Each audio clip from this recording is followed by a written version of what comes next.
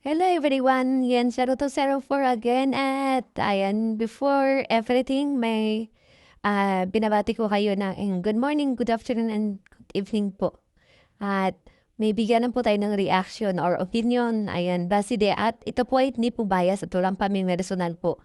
Ito po ay napanood lang po nating nakalat na halat sa Facebook po at yun nga po, isa din si Carla na biktima ng mga ang ko diyan na mga panatiko 'no at isa at na nakakalungkot pa at isa pa pala itong ano, member ng kalingap na under ng Karepa, 'di ba? So dapat 'pag ikaw is member ng Karepa or kalingap, 'wag ka po mag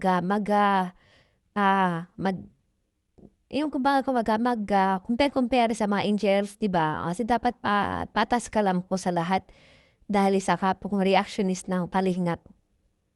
At ito nga po guys at na ano natin, napanood natin doon na talagang minamarites nila to the highest level si Carla, no? Doon mismo sa live at sabi pa nga nila kasama doon si Berador. Kasi daw yung babae na yan is jowa ni Berador. Hindi ko lang alam, hindi ko din alam kung ano ba talaga yung totoo kasi nga, hindi ko din kilala yung reactions. Baka bago lang po, baka bago lang po na nakapasok as a reactor. Kasi ngayon ko lang narinig yung channel niya. At ito nga po dun sa base po sa live na talagang nilalait doon si Carla at hinyambing pa siya sa kabayo at sinabihan po siyang suplada. At sa case naman na sinasabing suplada si Carla, sa tingin ko hindi po na talagang nagkamali lang sila ng first impression kay Carla. Kasi si Carla po at mahihain lang talaga. Pero siguro kung i-approach mo naman, nakikihalubilo naman at namamansin, ano? At isa pa guys, yung event na yun, hindi naman po naka-highlight kay Carla yun eh. Si Carla lang po umaten yun bilang kay Kalingap Angels moral support at support din sa mga kaibigan niya bilang isang Kalingap Angels, di ba? At hindi po naka-highlight sa kanila yung event kundi po sa debutante, di ba? At expect natin na yung pagpunta niya doon as guest lang din. 'Di ba? At siguro hindi naman siya at yung ugali kasi ni Carla hindi pa ipalipal, napaka-pormal po na bata. Kaya wag po nating sabihan ng suplada porke at sino kayo, hindi nga siguro hindi naman kayo siguro kilala ni Carla, 'di ba? Hindi naman lahat ng tao do'n pakikisamahan niya dahil lahat doon, kumbaga bisita. Kumbaga connect lang 'yun kay Bensi pero hindi po sa lahat ng bisita is magkakakilala 'no? At sino po kayo, hindi naman siguro hindi naman talaga kayo kilala kasi kahit kami nga dito ng mga viewers hindi kayo kilala, eh. Si Carla pa kaya yun napaka-busy 'no at tanong 'di ba? At yun nga sabi po tapos sinambing pa talaga si Carla sa kabayo, yung kabayo hayop po yun, si Carla is bata po, tao po yun. At, kung sa comparison ko pa rin since na nagko-compare kayo diyan, talagang malayo naman talaga si Carla sa idol niya 'no? Kasi mahirap kasi sa inyo kayong magpupurbo tapos 'pag, sinagot kayo balahulaan na po at kung ano na pa feeling victim na, 'di ba? Yun ang sinasabi natin na minsan nadadamay lang din yung mga yung idol niyo dahil din sa inyong mga panatiko. Kasi kayong mahilig mag-compare, da-down niyo yung iba tapos para ma-lift up yung ina-idolize niyo, 'wag gano'n po. Kaya ito po nakapatunayan talaga na yung mga EDSI na taka-insecure, 'di ba? Sinasabi niyo nga na maganda yung idol niyo, dapat mag-focus kayo diyan, 'di ba? Sabi niyo nga sikat at baka bakit kailangan niyo pang pansinin yung iba, 'di ba? Alam ko naman na isa-isa lang naman sinusuportahan kahit sabihin niyo nakasuporta kayo sa iba, kitang-kita naman na talaga naka-focus lang kayo sa isa, 'di ba? Kaya si Carla kasi dati po ako ng supporters ni Carla at isa po akong admin ng Jungkar community noon at talagang sinuportahan namin si Carla kasi nakikita namin yung ano niya, kung ano siya, 'di ba? Hindi tulad sa idol niya na mula noon talaga parang, wala naman akong galit sa kanya pero mas na-attach ako kay Carla compare sa idol niyo, 'di ba? Pero siyempre po, number one si Reyna. Pero sa pangalawa ay Reyna, si Carla, si Joy, ayan. Si Joy kasi na-meet din naman namin ng admins namin yan at talagang mabait po si Joy sa personal at hindi po siya nagbago. Kasi yung pananamit ni Joy, mula na na-scout siya ng kalingap, tatagpuan siya ng kalingap, ganun na po siya. Si Carla, hindi din nagbago na natili po siyang simple at formal.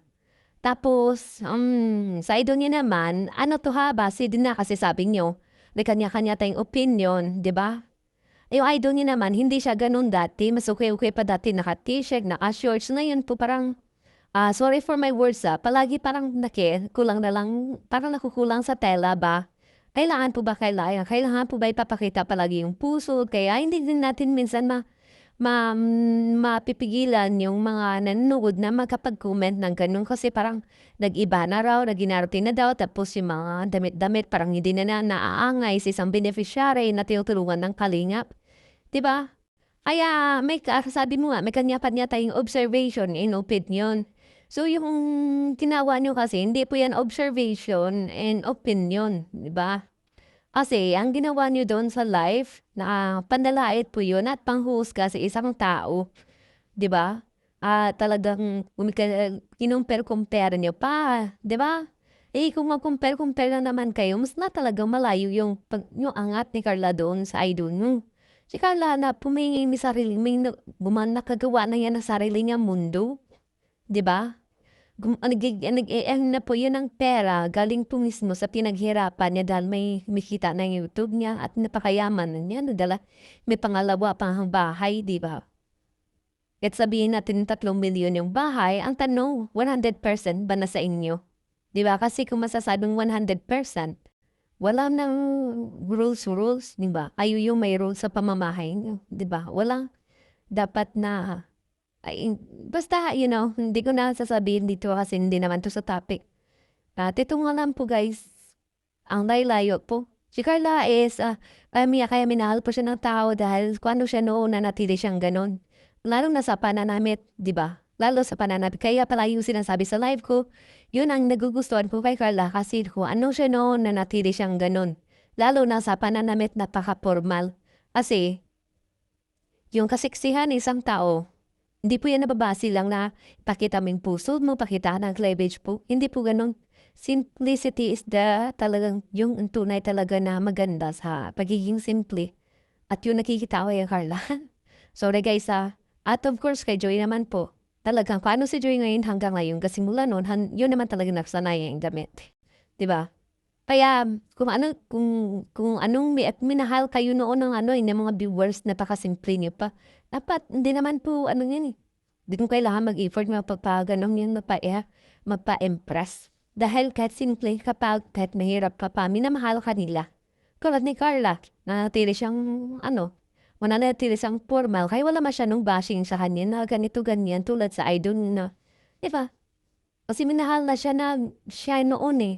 Mas lalo siyang minahal ngayon kasi nanatili po siyang, hmm, pormal, 'di ba? At ito lang po guys, ako 'to, opinyon lang po ha, opinyon 'to at ito yung yung point of view ko, 'to, 'di ba? Ayan, maraming salamat po and God bless us all.